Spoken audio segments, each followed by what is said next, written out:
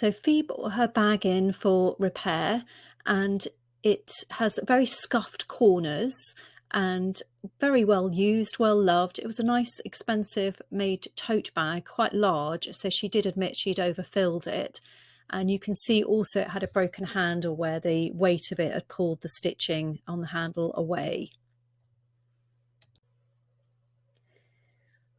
So the first thing I did was to fold back over the leather around the D-ring, which was still in place, and glue those together. So I used the Phoebing's Leathercraft cement to glue it together, and just let those dry with a clamp. The next thing was to stitch them together.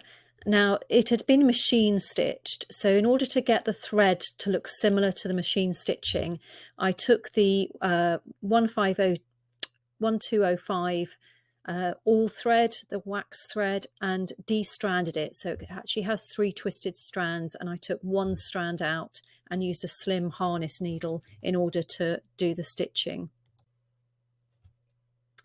Using the existing holes and the thin saddle needle, I just worked my way through, pulled out some of the old threads until I got enough of a length that I could tie them back. And then for the missing thread, just went through using this thinned out thread and just carefully saddle stitched right through. I did have to make the holes a little larger, and I used a sharp needle to do that because my awl was a little bit too thick for the holes.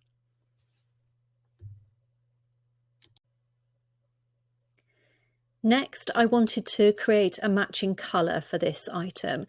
Now, it's a little bit, in the photos it looks quite brown, but it actually had quite a rich mahogany tone to it in daylight.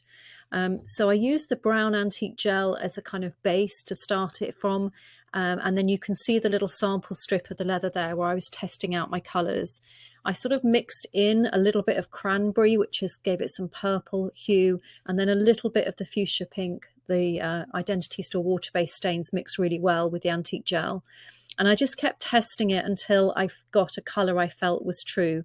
What I wanted was to be able to cover up the scuff marks, but also just go over the whole thing and give it a bit of a sort of colour and refresh. As always, when you're doing anything like this, you want to test on a discrete area. So for this one, I turned the bag upside down and looked at the base of it and just tried a little area along the base to see how I got on, and then made any modifications I needed to.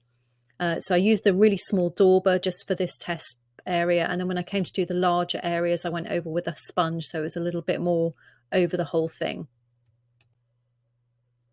Once that was done, I gave it a really good buff, and this just helps to take off any dye residue that's sitting on the top surface of the bag, and it's a good thing to do whenever you do any kind of dyeing or colouring. Always do a buff first just to lift off any surface pigment that's not bonded.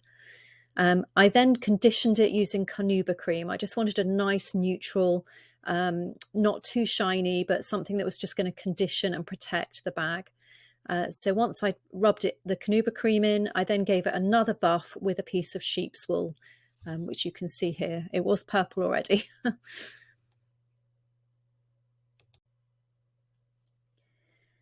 Lastly, having spoken to the customer Fiona about it and her explaining how she used this bag and how much she loved it, I realised that it might be a good belt and braces to put a rivet through as well as the stitching on these side handles.